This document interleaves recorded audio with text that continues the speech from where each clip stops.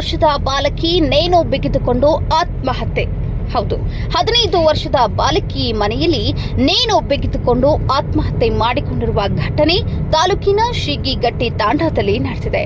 ಅನಿತಾ ಮೃತ ದುರ್ದೈವಿಯಾಗಿದ್ದು, ಕೊಂಡೆ ಪಕ್ಕದ ಊರಿನ ಮುತ್ತಿಗಿ ಗ್ರಾಮದ ಹೈಸ್ಕೂಲ್ನಲ್ಲಿ 9ನೇ ತರಗತಿ ವ್ಯಾಸಂಗ ಮಾಡುತ್ತಿದ್ಲು. ತಂದೆ ದೇವೇಂದ್ರ ಲಮಾನಿ ಇವರು ಶಾಲೆಗೆ ಹೋಗುವ ಸಲುವಾಗಿ ಮಗಳನ್ನ ಅಜ್ಜಿ ಮನೆಯಲ್ಲಿ ಬಿಟ್ಟು ಬೇರೆ ಊರಿಗೆ ಕೆಲಸಕ್ಕೆ ಹೋಗಿದ್ರು. ಆದ್ರೆ ನಿನ್ನೆ ರಾತ್ರಿ ಮನೆಯಲ್ಲಿ ಯಾರೂ ಇಲ್ಲದ ಸಮಯ ನೋಡಿ ಅನಿತಾ ಆತ್ಮಹತ್ಯೆ ಮಾಡಿಕೊಂಡಿದ್ದಾರೆ.